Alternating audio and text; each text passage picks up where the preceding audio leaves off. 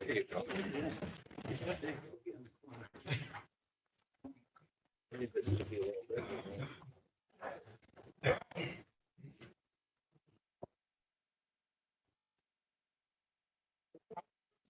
Okay, make a motion to come out of executive session. Do I have a second? Councilmember Kaminsky, all in favor? It wasn't an executive session, it was client attorney privilege. No, it was, because we were talking about attorney-client privilege and the employment history of a particular person. Now we're going into client attorney privilege. But we wanted to. No, look, I know what I said. I said it was an executive session for attorney-client privilege and the employment history of a particular person.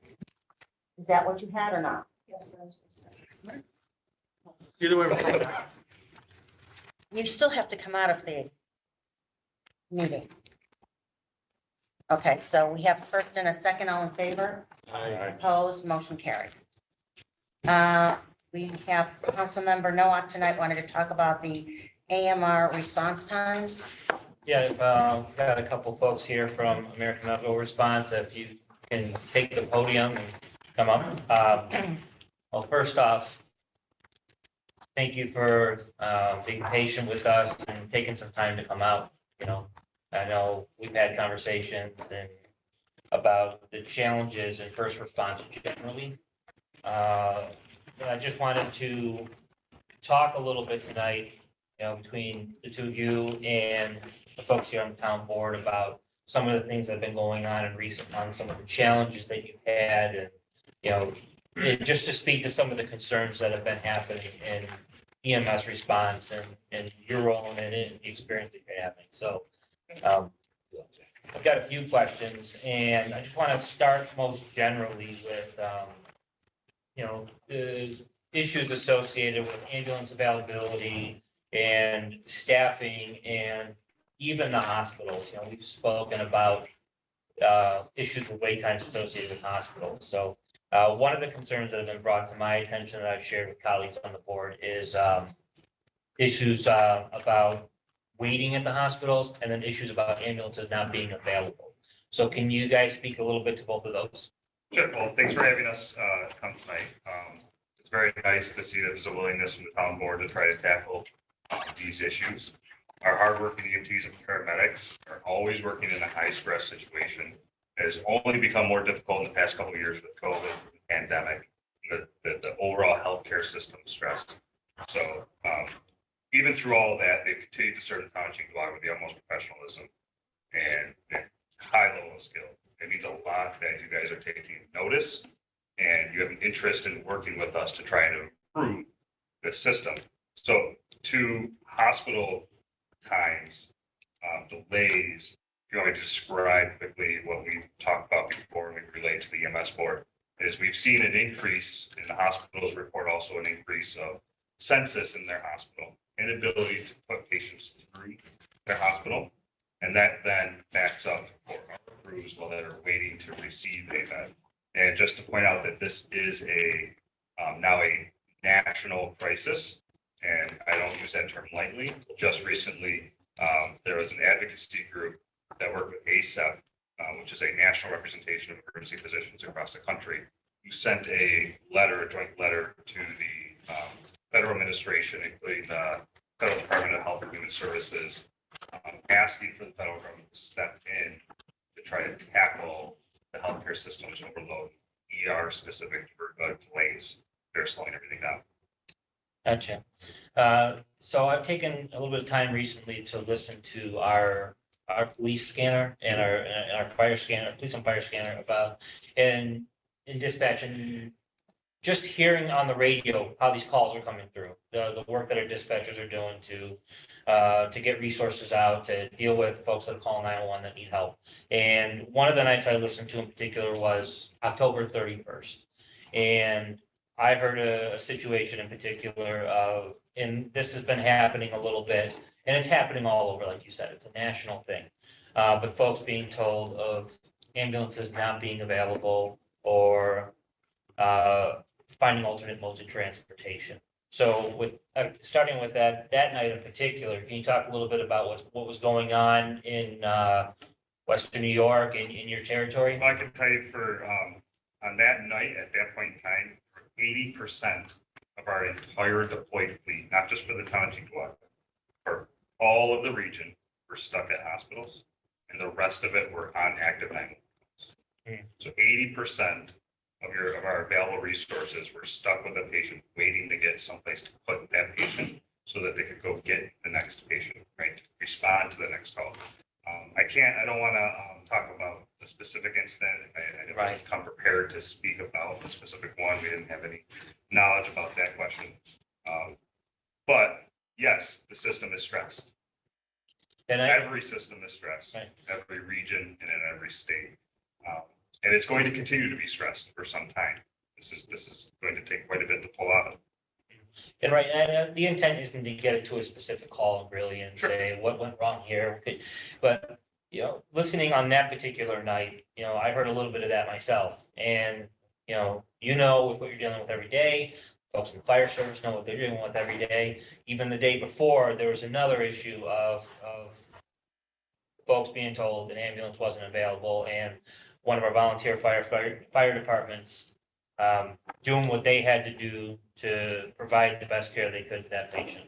So with bringing that up, can you talk a little bit about how often these issues of ambulance unavailability are happening? Is it something that's happening more often in 2022 than it was in 21 or 20? And if that's the case, why? If it's happening less often, what have you done to improve it or what's improved it? Certainly, the system has continued to, the restraints and the barriers to providing care in the normal ways that people would expect has become more difficult each year. There's a big issue revolving staffing and turnover industry-wide.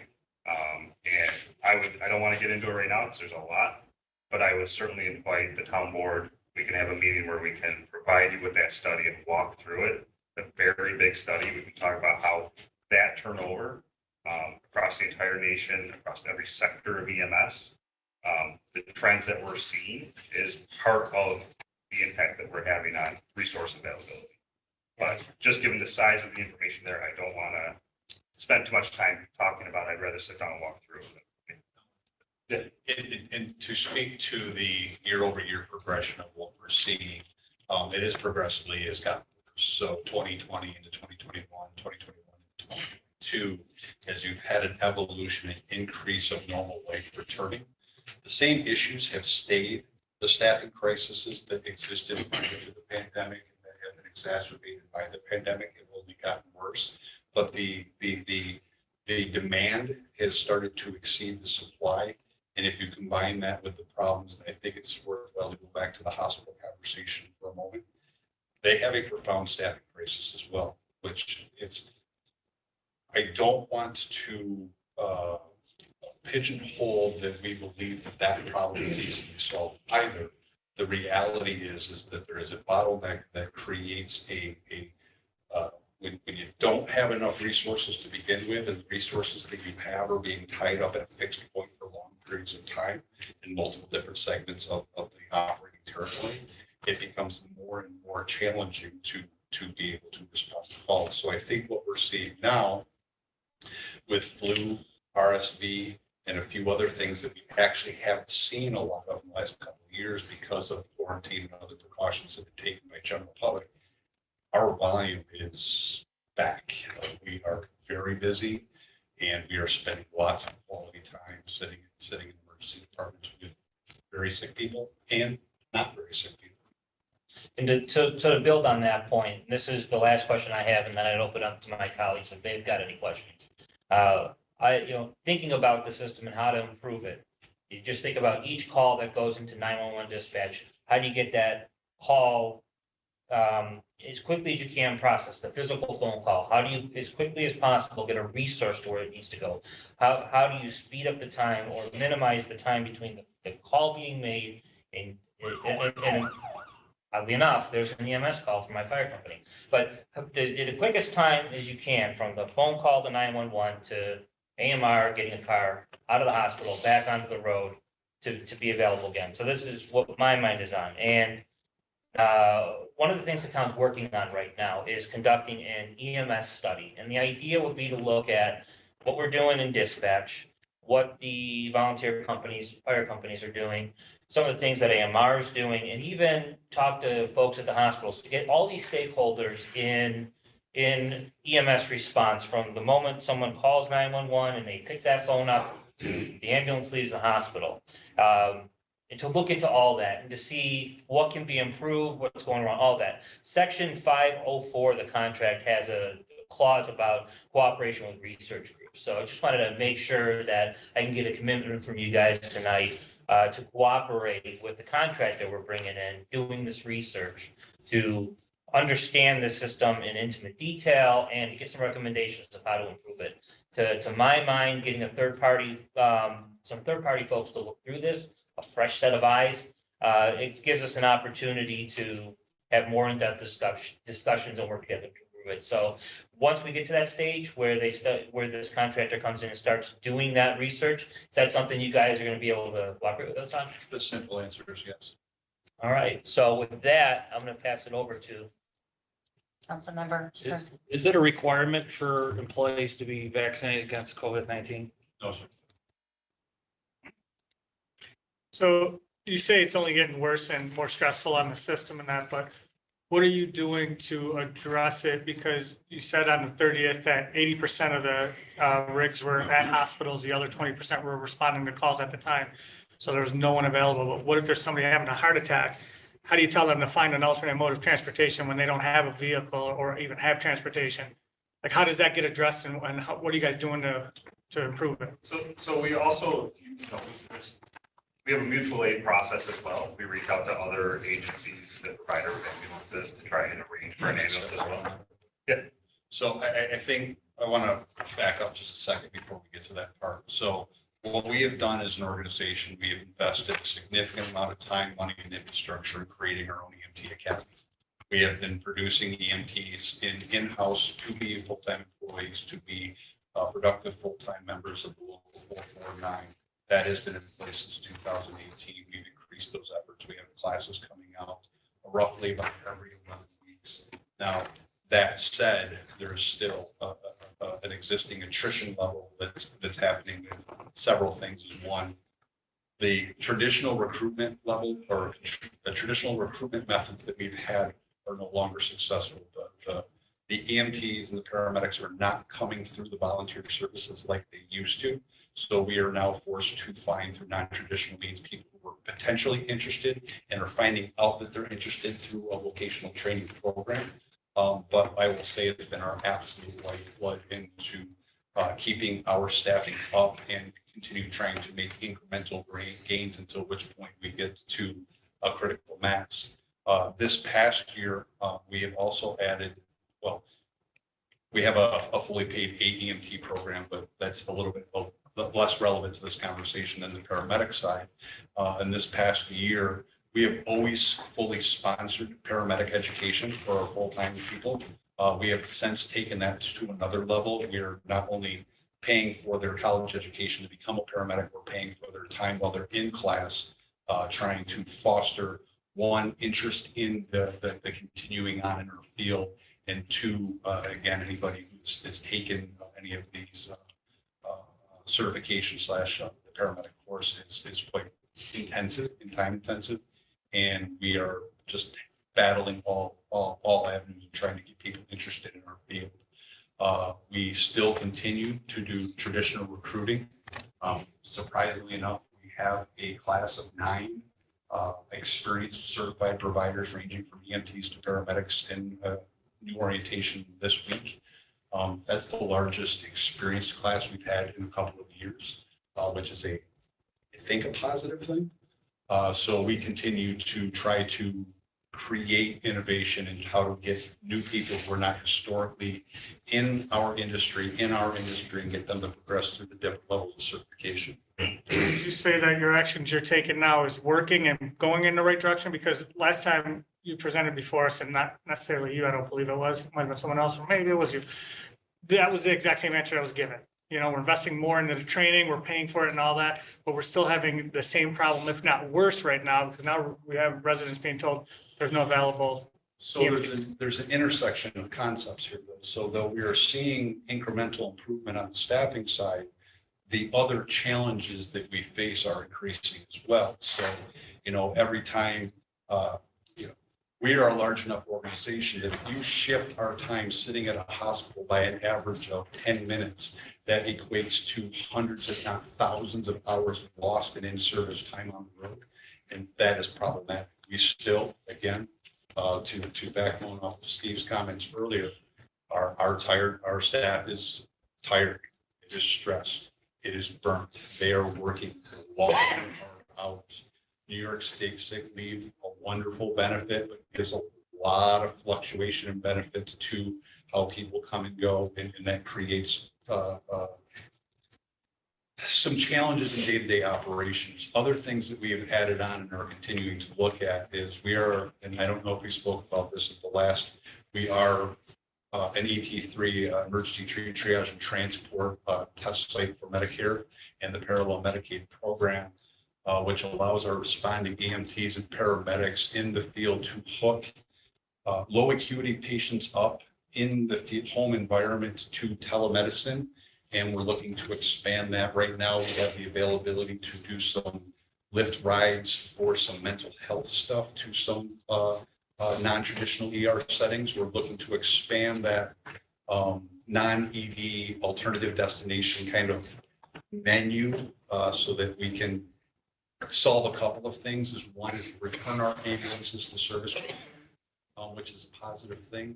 Reduce ED overcrowding, which helps everybody, and then more importantly, get the patient to the right care at the right time, as opposed to fully relying on emergency medicine to solve all issues, which that's like taking serrated steel to something that you just need a Band-Aid on. So you were saying you used to get recruits from, volunteer. Why do you think that's not happening anymore? Volunteer is declining as well. They're just not filling out their ranks, and to be respectful, not everybody who gets into the fire service is also interested in the emergency medical services side of the house. You have you have that group that gets in for nothing because of that. You have that group that gets in for nothing because of the fire side, and then every once in a while you get that crossover that's interested in both. There are a lot of organizations across the state that are actually decreasing their EMS response as a mechanism to try to do recruitment and retention. So it's really an interesting situation that we find ourselves in, because the stuff that we have been, your meat and potatoes historically used to things are changing to try to create the most appeal to the most people to serve whatever we believe is the mission at the time. I think that's a fair way to say it. In regards to wait times at the hospital, is that a state or federal rule that says you guys have to stay with them at the hospital until they're in a room? Or is that something we should be talking to someone higher and get that? So that's a wonderful. Because I'd rather have somebody having a heart attack at a hospital than their living room. And you're going to find information happening across the state and across the country with adverse events happening in waiting rooms, happening in lines. The reality is that the hospital takes responsibility for that patient the moment our vehicle crosses the threshold of their property. The problem is our paramedics and EMTs are human. The staff and the EDs are our friends. They're human. They are people. The problem is when the ED, who are in some cases the same, if not worse, staffing and busy situation we are, if there is no beds, there are no seats, there is no room in the inn, without use of better words, it's challenging for us just to say, not our problem. With low acuity, questionable need of ambulatory patients, we have mechanisms, maybe get them over to a seat, set them down, walk. We can do this. But the reality is a lot of our patients are bedridden, do have IVs in place, are potentially on cardiac monitors. And our alternative is we either wait or we put the person on the floor, and the optics of that are not acceptable either. And it's a very hard conversation when my EMTs and paramedics or the nurses and doctors are in an impossible situation. I really kind of believe that at this point is there's not a good mechanism, and there are lots of strategies in place to try to minimize it. Unfortunately, it's, again, as things progressively get worse, it's becoming more and more challenging, and as people continue to get burnout, the staffing sense in these places are brutal. And the other compounding issue, and just to stick up for my hospital friends for a moment, there's another crisis in this community, and I mean the community in a broader sense, of being able to discharge their alternative level of care patients back to nursing homes because they're not accepting them. And most every major hospital from here to central New York has triple digit ALC patients sitting on their floors with no place to go because there's no incentive for nursing homes to take them. So the rooms in the inn, from the top of the building to the bottom of the building, and more specifically in ED where it affects us, are packed. And that's what's driving that ASAP letter, but is a contributor to a lot of what we're feeling on top of our own issues, if that makes sense. Yeah, I know we've got other items on the agenda, and, I don't know, Supervisor, if you got any questions or. No, does anybody else? I've got one. And then, sorry, Jerry, like, if just real quick on this one here, and then we're gonna have to wrap up. Yeah, this is pretty quick because I get around a lot. In fact, actually, it was a week ago last Thursday. I was talking to Councilman Nowak on the phone on William Street at the Thruway. I timed the ambulance from roughly just west of Williamstown. That it took them 4 minutes to get to the intersection because nobody would move for it. And it's totally beyond my understanding that you people have no control over. Is there any way you track this with your drivers as far as, the only way I can put it, the ignorance of the general public that won't give them right away? We would run out of statisticians to be able to account for that level of tracking. And I appreciate you recognizing that fact. And I would close it with the idea that we are having difficulty responding in timely manner to some calls. I would be lying to you to say anything other. There are times in which we are responding from extended distances to calls, not because we want to, because that's the position that ambulance came back into service and that's what's available to respond to that call. It will continue to happen.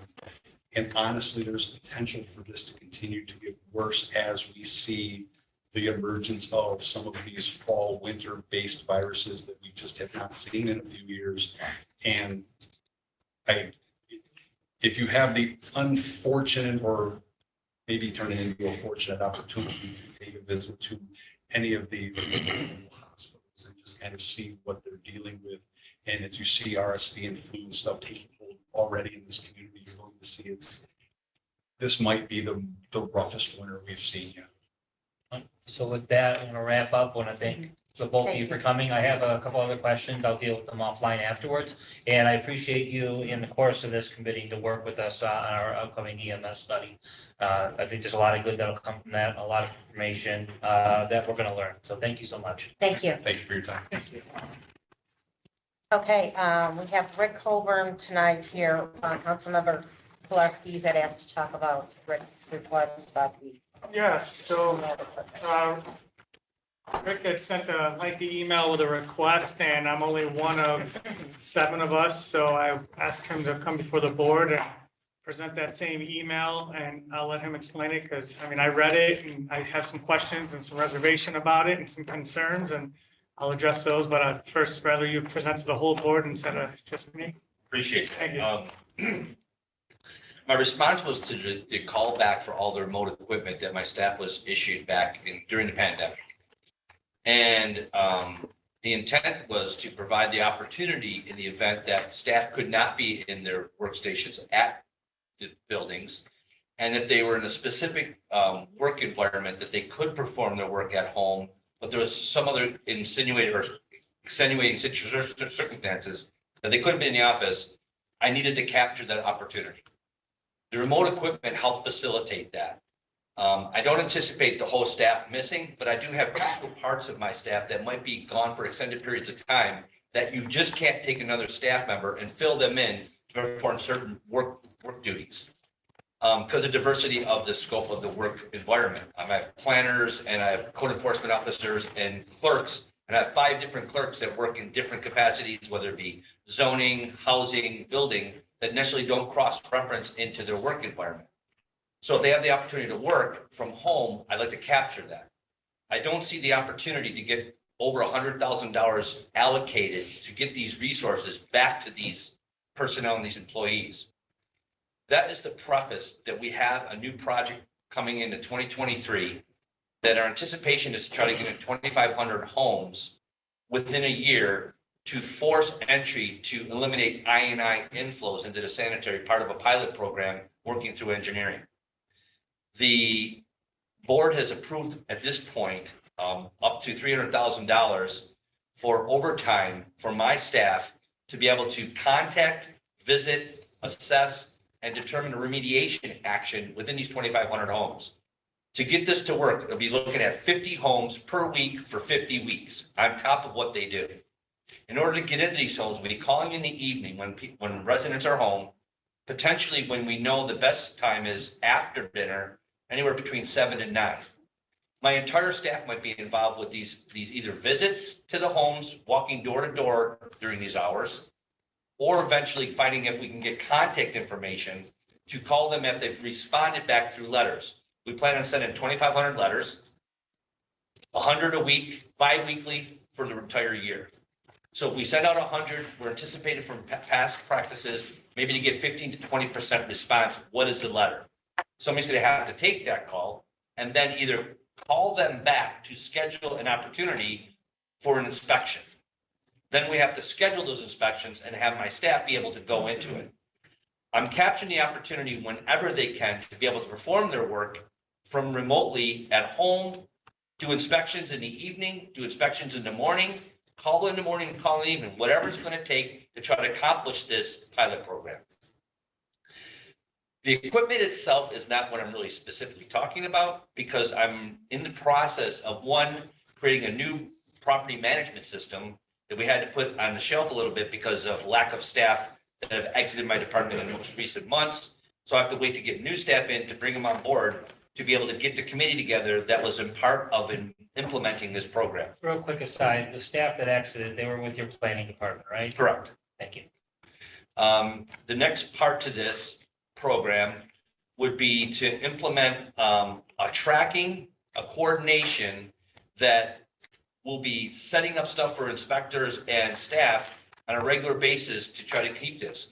The letters themselves will probably be 1, 2, 3 generation letters prior to action to court or some sort of an enforcement action to get into this home. Because again, this is an isolated project that will lead to whether or not we have to do the other 90% of the town to get into every single home to determine what's going on and force a remediation if there's improper connections of stormwaters going into the sanitary. So my plea was kind of in this first sense that I didn't have the answers why the equipment was going, and was there a reason behind? We've been working remotely periodically through certain staff continually since we received the equipment back in 20. Pending on their circumstance. It was individualized and it was usually requests, but they were doing work that I was aware of that had to be completed and then pushed on to, because it was a timeline sensitive. We are in the process right now through IT to purchase all brand new iPads or droids for the whole department because they're due to be repurposed, and brand new phones. The problem is I just contacted our recent IPSBS system that is our permitting operations, whether or not printers or other devices could work with our new equipment and whether their program could be integrated so I can produce violation notifications, certifications, and inspection reports in the field. But right now we're working through this process with that equipment. Right now, it's been challenging because we really haven't gotten all the parts together, and we're supposed to start this as of January 1st. So for me, I mean, I read the email and I kind of got some of that. I'm just very confused on what working from home versus the office has to do with going out to the field and making inspections. In addition to that, you made reference to being able to schedule with a staff member to come out and do an inspection. I mean, there's ways the public can schedule an employee's time through Calendly to say, hey, this employee is available 8 a.m., 9 a.m., 10 p.m., 12/1, whatever, and you fill out, okay, Brian Pilarski, 52 Christian Drive, I'm slotted for Inspector A, come out, boom, do it right online remotely. it doesn't affect the employee there. And I'm also worried about our staff working remotely from home for a couple of reasons. One, how does that do for the morale for the other employees who aren't afforded that same opportunity?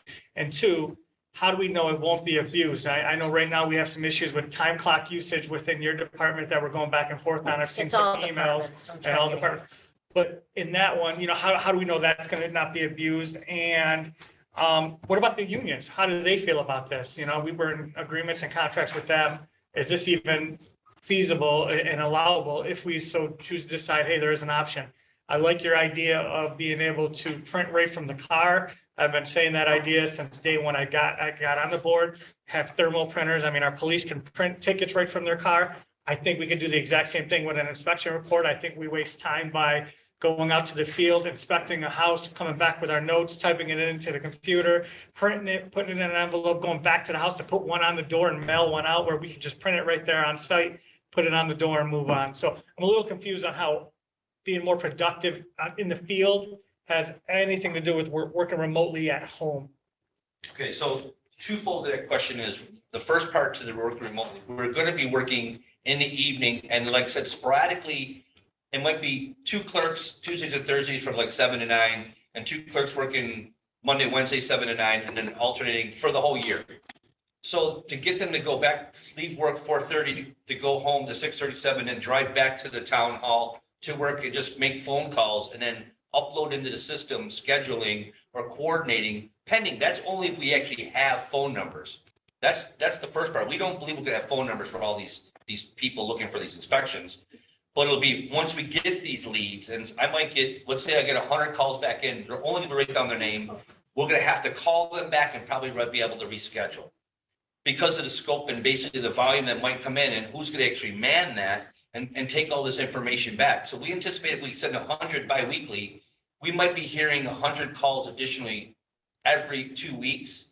So basically the calls would coming in, and then whether or not we could actually have preset schedules. Well, when are you available? Well, we're not available to 3 months from now or 2 months from now because we've already booked up. Fortunately, we're open, we're a couple months out, but there's no urgency except for the whole 2,500 have to be completed. So I'm just trying to figure out, no matter how we look at this, we have the opportunity to complete this at an overtime. It can't necessarily be done through the hours of 9 to 4:30 because normally people aren't home. So you So- feel you'll be more productive without having a brick and mortar location? It could be beneficial for either. I mean, I'm not saying more or less, but I have to take the whole thing as opportunistic. I really have to look at this as the best way you can perform. The irony behind us going through the pandemic where I split my shift and we were working on a 10-hour split shift for only 3.5 hours within the office. Looking at my production numbers as far as what came in and how well they were doing, I found when we didn't have the interaction within the office and everybody listened to the phone calls, they were able to focus in and complete the tasks when they're isolated. It helped in some process that they were performing. Remotely is not necessarily from home completely with the equipment that I'm actually trying to look for. It could be a laptop, like you said, in a car. I need that equipment so I can take my laptop out. I still might be able to do it, and I can still do it with my car. It works in duality. Or my pads. I'm saying the equipment itself, that you could do your job, whether you're in your desk or in the car or at home, is what I'm really trying to look for. This equipment was already there. So I was like, we have it. I'll never get it back. They can perform their duty. What it might be is something I have to define, show, and establish across the board through the whole department. I might have inspectors calling and schedule inspections, and I might have really other staff going in, just knocking on a door, handing on a card. Can you please contact our office? This is what we're doing. And door to door. It's never been accomplished before. We've never done anything like this. And I'm trying to do everything and take every advantage of resources that we have to accomplish it because we're dedicating a ton of money to this. There's a lot of time. I'm looking at 300 hours per employee for the year. And they've been willing to do it. I did talk to the union. I did lay it out what it looks like. And again, this is a pilot for only 10% of the town. We don't know whether we have to continue this indefinitely or whether or not we could look to this program and say, we don't have to get into houses any longer. We've proven its validity of whether it's needed or not. This is directed by the EDC. And again, it wasn't so much that I'm locked into the remote from working from home, but the equipment was already there. I just wanted to have the option, if it works that we could schedule It's there as an opportunity resource. I'm not sure taking it back where it benefited or whether there was something specifically the reason behind it needed to come back. Like you said, was it the union saying that this isn't fair because other people can't work remotely overtime? I understand that. This is just something that we have to try to achieve. And that's the response I got because it came upon me and it wasn't quite clear what it was. To address the other concerns as far as managing staff and the time clocks and what's going on, we're hoping to have the geofence and the time clock register wherever they are to be able to start their work, whether it be I pick up the town car and I show up at a house at 7 o'clock in the morning, I punch in that work. If I'm coming home or I'm doing it, like, I don't want to get involved with personal vehicles and time vehicles. That's not the responsibility. Most of the time, they can actually have the work vehicles available to them, but their devices are part of the remote work. And I want that working from whatever devices are, it's the same device. I definitely don't need that home equipment, but it was already there. I mean, you just brought up another thing that was a concern of mine is, I mean, they have to come back and get a town vehicle anyways, right? Because we don't want them going out in their Inspectors, right. personal vehicle. It's a liability Bingo, issue. I said the same So if they're thing. coming back to the town office to get a vehicle, going and working from the field and having better equipment to have a better end product, that I support. I think remotely versus in hybrid work compared to what it was in COVID, I don't think we're at that right now. And there's some flexibility and wiggle room during COVID for that.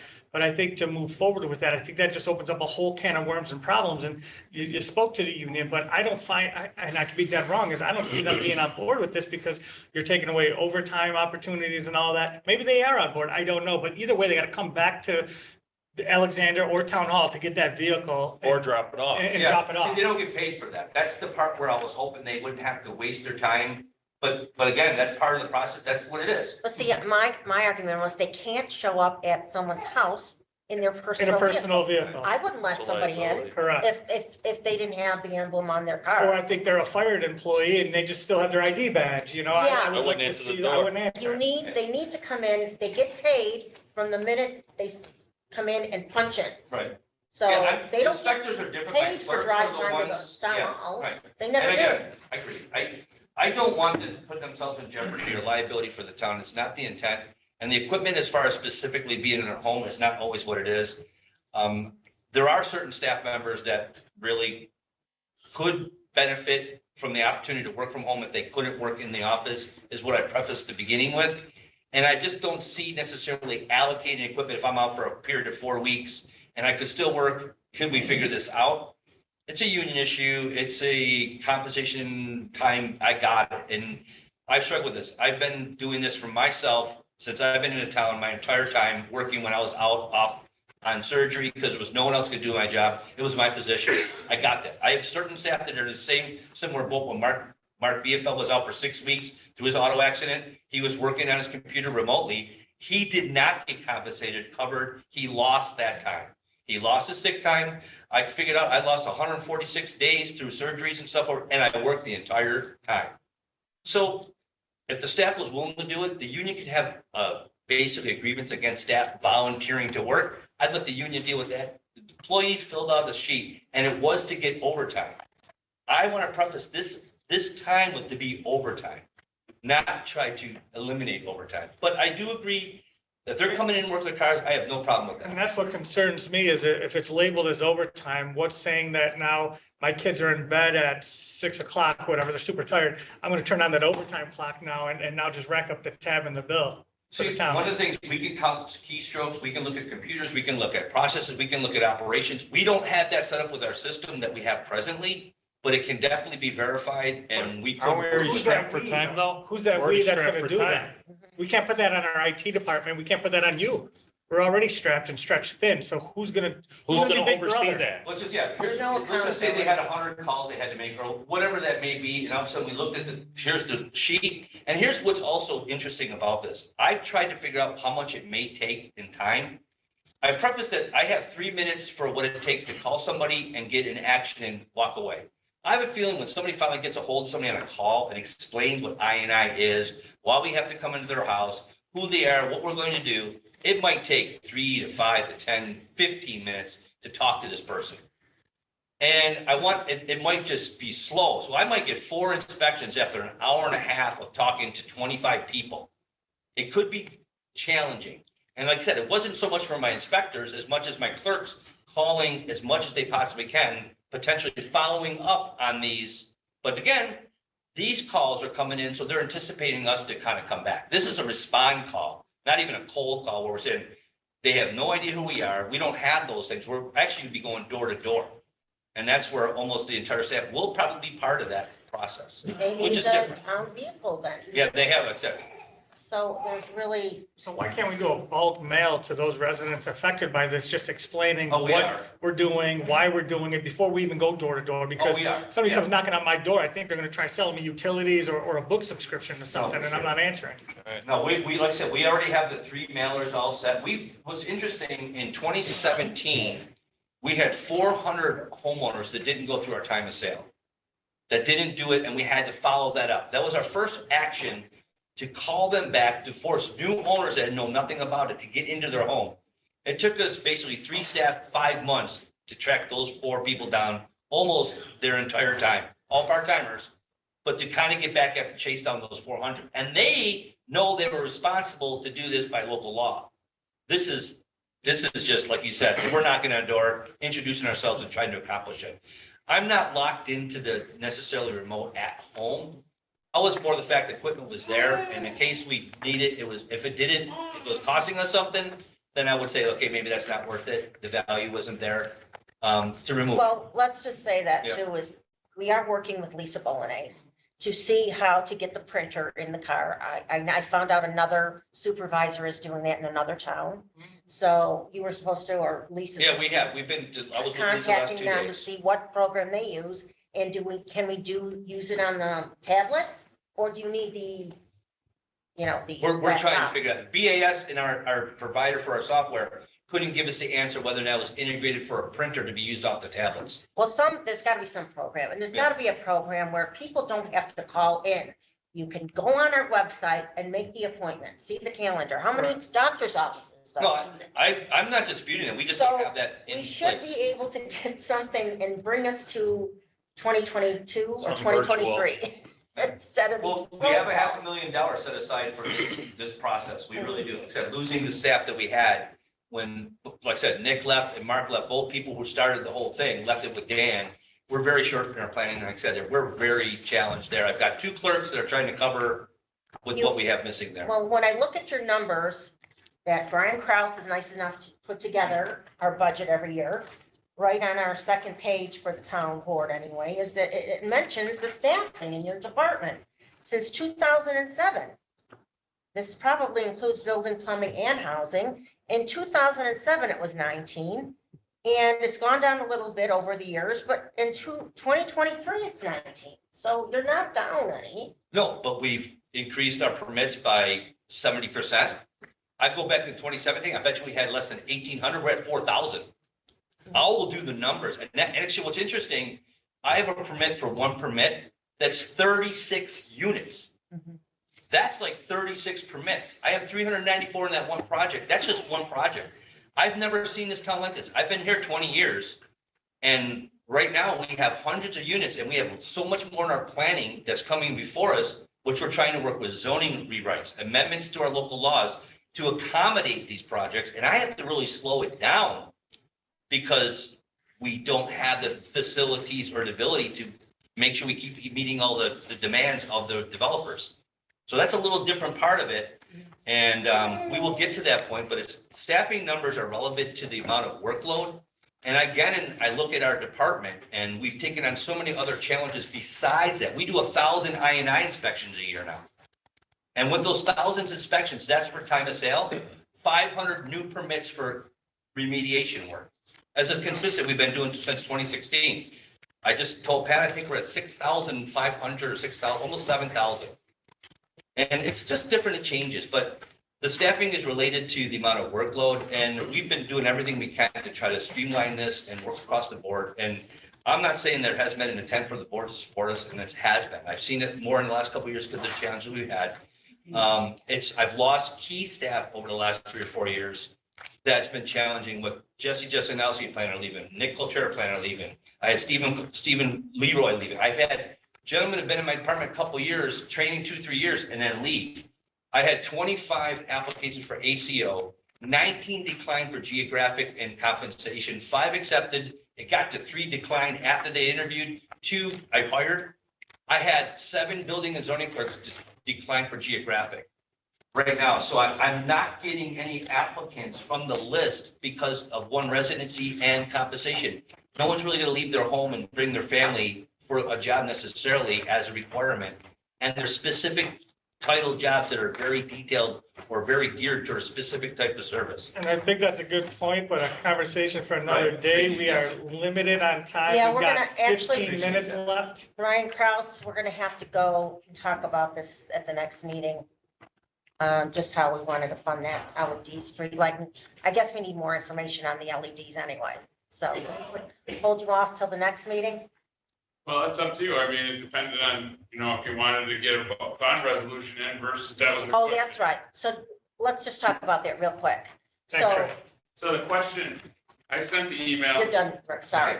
I'll read you the email real quick. We approved moving forward with Wendell last meeting. That project is an audit for $254,000 rounding.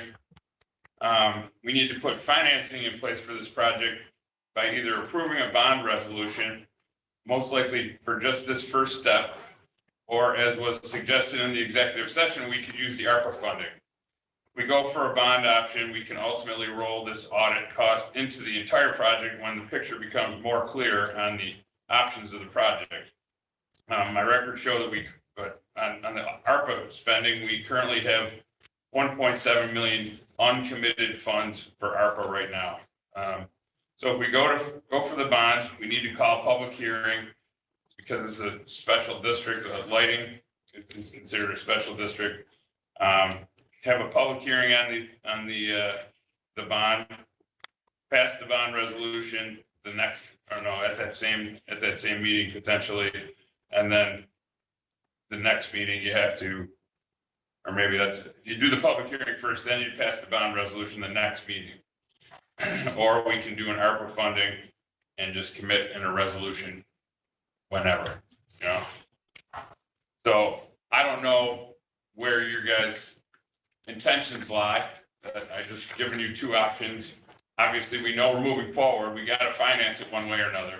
But we don't know how much it's gonna be yet, right? Again, that's what the audit is for.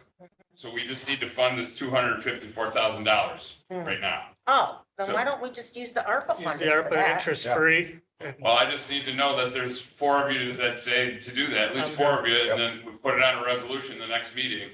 I'm okay with it. Is everybody else? I'm Because okay. it'll speed things along. Okay, And then if we have to do the bonding for the Yeah. other portion, so that's all I needed to know, which direction to go. 254,000?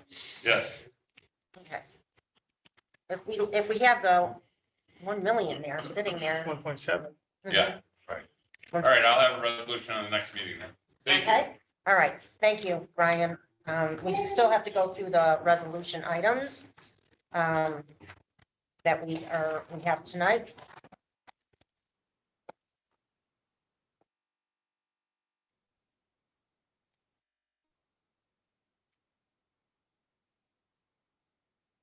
So tonight, we going to start out with our appointments for a detective, actually 2 detectives to our police department.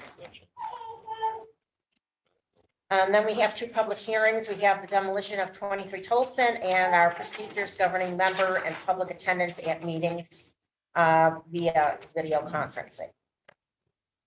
Then we do have a resolution 1, was a resolution that was tabled at the last meeting last week.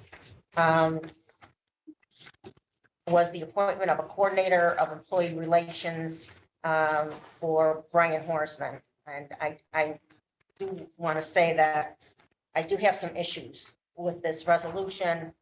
First of all, we called for a special meeting last week to do interviews, and unbeknownst to me, this resolution was never published to the public that we are going to be voting on something at that special meeting, which I think was wrong. We should have had that at least published, that agenda. There was a vote to be taken. personally, I love Brian Horstman. I would love for him to come back to the town, but he did, and he did bring a lot while he was here. However, my first problem was salary, that you want to bring him back at $115,000. He just started last July in 2021. His starting salary was $91,000. 5 months later, at the beginning of 2022, when we all give our department heads a salary increase, he went up, he was bumped up 3% to a $93,730 salary. Now you want to jump him up another $20,000, to me is unheard of in this town. He will be the second highest paid employee in this town. And many of these other employees and department heads have been here a lot longer, some 30 years. Also who have specific licenses and certifications and that need to be renewed every year.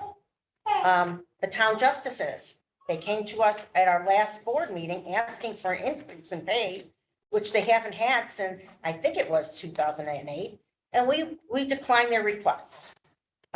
This is taxpayer money, and I feel we are dealing with that, and this is not our personal money. It's all about fiscal accountability. And I think the second problem I have is the residency issue. We do have a residency law in town, and we have 4 other qualified candidates who live within the town that we are overlooking. We didn't even have a second interview for them. Our residency law does specifically state that this exception is, that an appropriate appointment cannot be made to fill this position if there was no appropriate resident in town, which right now we have 4 or 5 qualified candidates. So we don't know yet because we didn't do the second round of interviews. So that's just my 2 cents on this resolution that is being brought back tonight to be tabled. If I can add. Yes. My thing is that everybody, no matter where you live, has to live with less in society. I don't even think this is actually about Mr. Horstman. I think this No. is about the circumstances. I mean, you know, I mean, if you tell me I'm gonna get a $20,000 pay increase, where do I sign up? I think anybody would be crazy to turn that down, but somebody who resigned and had 3 weeks to talk to the gentleman to bring him back, and now that he's gone, we're having reservations because some people don't like maybe the group of people that we interviewed. I don't think that's fair to the people of Cheektowaga. I think in today's world, everybody has to live with less, including the town. And I see the judges just came in today. I just made a statement about you coming in last week or last meeting, and you asked for a salary increase. And the board is looking at rehiring an old employee to come back at a $20,000 increase. Whereas it looked like none of the board members are willing to give you an increase, and you haven't had one since 2008, so. Correct. Okay. Anybody else want to speak on this? Yes, I think something I've got to add to this, and basically it's pretty common knowledge, and I'll leave the names out of it, that we're paying somebody doing laborer's work that basically picks up scrap on the streets, doesn't do much else, and we're paying them $90,000 a year, but nobody mentions it. That's fine. It's all your money too. Now, it comes out per capita, it's only $1 per person. And it's like I said, it's a whole different labor market today. Am I happy about it? No, but I still think the taxpayers deserve the best. And did you want to say something, Yeah, I mean- Councilmember? You didn't allude, you just said that the board wasn't looking to increase the judge's pay, and that was never fully discussed as a board as a whole, so that's false. And 2, out of the candidates we interviewed, and not interviewing Horstman and having him, he's the best candidate, and I want the best here for this town. We settled a contract that was 3+ years overdue. We've gotten rid of some grievances that would also cost taxpayers money. So to me, this is money well spent, and I'm all for bringing Brian Horstman back. I think we're all of the opinion that we like Brian and he did a decent job, but I just can't wrap my head around spending, taxpayer dollars for a $20,000 increase. All that does is equate to more tax dollars for all of us in this room. I mean, I know I pay a lot of money to live in this town, and I'll sure as hell am not gonna agree to paying somebody who resigned $20,000 more to beg for and grovel for him to come back. Well, Exactly. You weren't incorrect when you said we had candidates that were qualified, but some were minimally qualified, and that's what you're gonna get out of them is minimum. All right, so You when don't know we that. go to arbitrations or we go to agreements with the union and all that, that 20,000 is gonna be eaten up really quick in legal fees. And I believe Horsman prevented some of that, and I'm willing to make that investment in him to prevent that. I don't think it's a fact, Brian, whether if he's incompetent or not. I think we definitely all could be in agreement that he's well equipped for the job, but we all here on this board had 3 weeks to sit down with Mr. Horsman and hash this out. I mean, if, after the fact, we interview people and now we're like, geez, we didn't like the class of people we interviewed. Now, maybe we shouldn't have let them back, To me, I don't think that's fair to the people of Cheektowaga. And definitely not fair to other people, as Diane said, who's worked for this town for 30 years, the judges. I don't think it's right to them. And at the end of the day, it's about the taxpayers' money. I mean, everybody lives with less. I live with less. I spent $30,000 more this year than I did last year, and we had the opportunity to sit down and talk with him. The time had passed. He resigned, and it's not about Mr. Horsman. It's about the circumstances of the salary. I just, we're going to automatically make this guy one of the second highest paid employee in the town. I mean, that's ridiculous. Yeah. I think that's how I feel. It's more about that than anything else. So, if anybody, So you have someone collecting scrap getting paid more than you, and you're okay with that? He that's didn't resign. inaccurate, that's an inaccurate statement. He though. didn't resign. No, he's talking about somebody who's just picking up scrap. That's not the case, Brian. Okay. I don't know why you're listening to that. So anyway, We're talking about a gentleman who resigned from his position and went on to another position that he felt that, That is paying more. I don't know that. Yep, he's getting paid more in another position. We looked at our candidate I don't know that. pools. We're unhappy with it, with the candidates that were available. I was I'd happy rather with have a the few. best. I'd rather have the best. Yes, but best doesn't mean spending more. Spending our way out of problems is what this town needs to stop doing. We can't spend our way out of problems. I mean, if you had reservations about, this gentleman leaving, you had 3 weeks to address it. or longer, yeah. Well, and you and I talked about it today, and don't take this the wrong way. Who oversees personnel?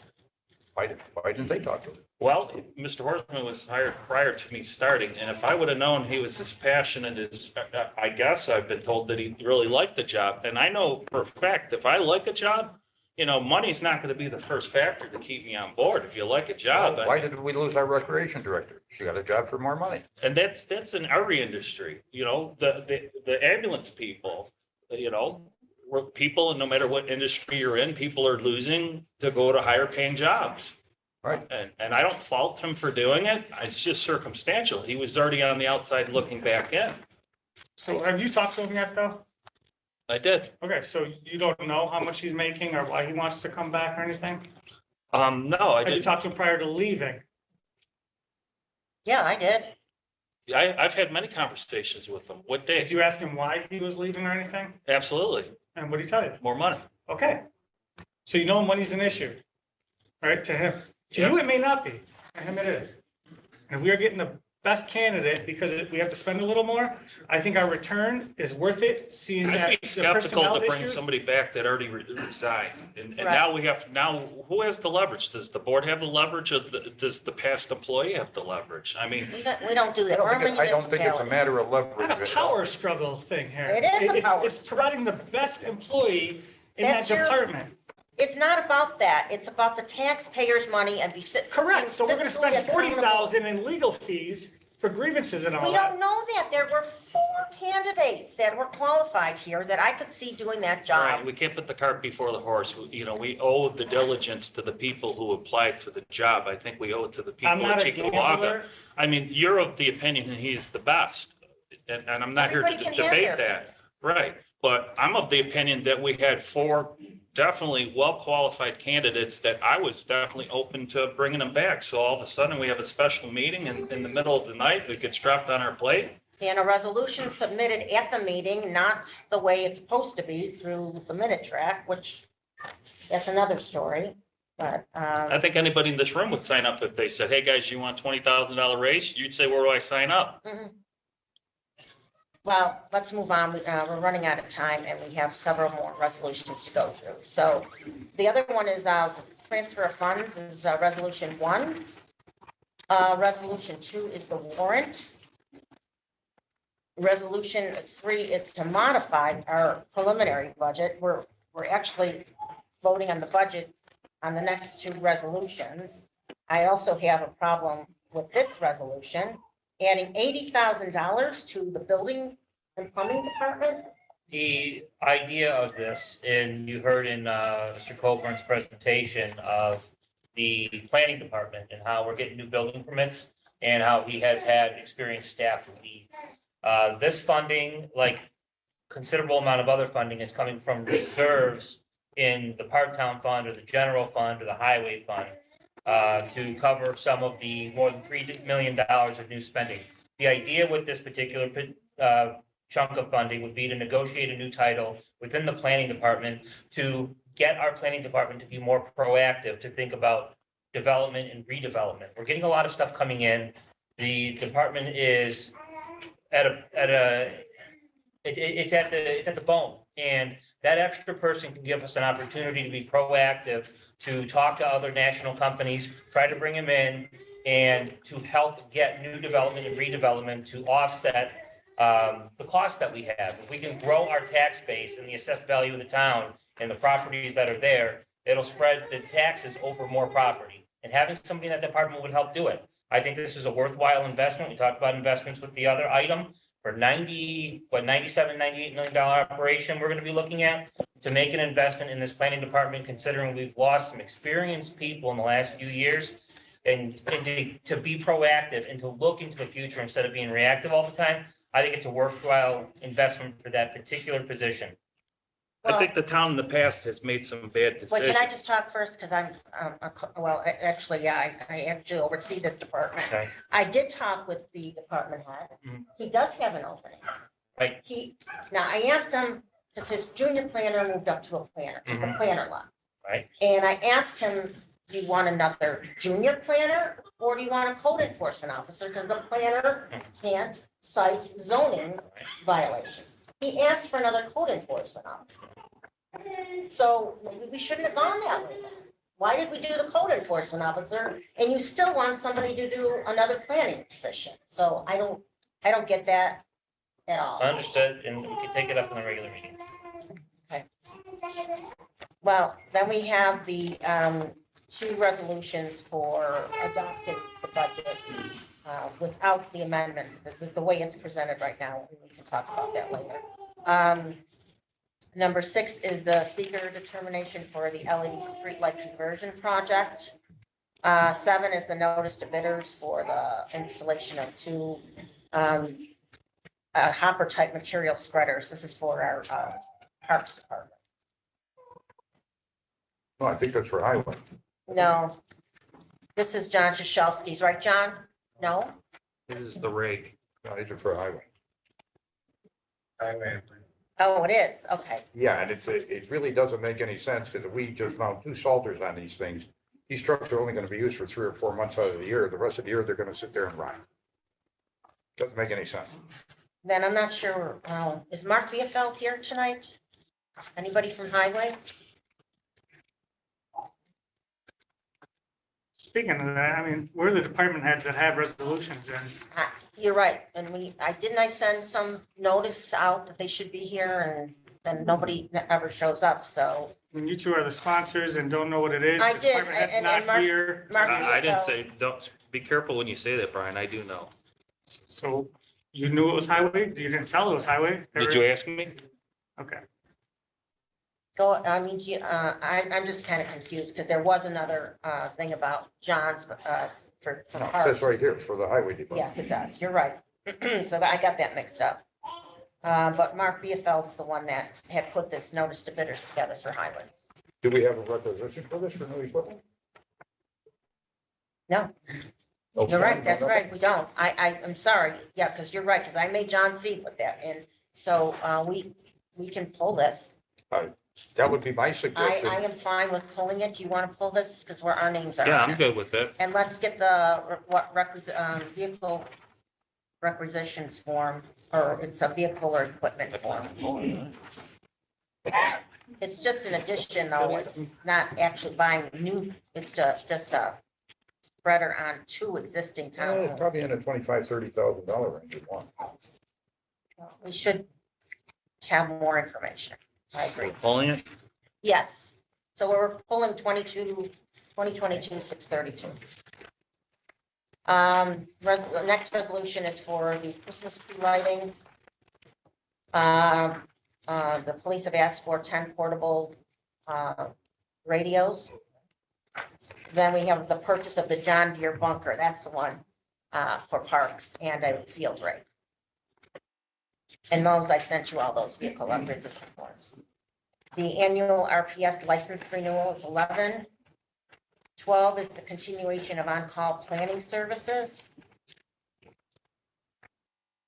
13 is the application of the New York State Affordable Housing Corporation funding. This is for our community development department.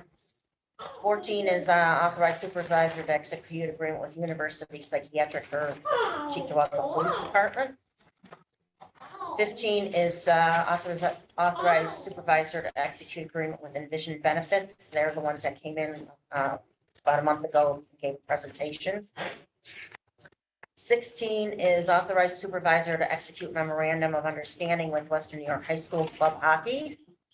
17 is the agreement with National Grid to attach our holiday decorations. 18 is the creation of a Director of Recreation 2 for the job inventory. And that we just is there because we had to change Crystal Fine's title from a Recreation 1 to a Recreation 2. So then we're reappointing her to the two in the next resolution. And then we have 20 as youth and rec hiring. We have a travel authorization to attend a conference. That's where Pat Bowen is. And we had one waiver item to appoint record, I think it's a records inventory clerk in IT. Any questions on all that? If not, I'll make a motion to adjourn and we'll just have to take a quick 5-minute break before we start the regular meeting. Anybody second? I'll second. Councilmember Noah, we're adjourned.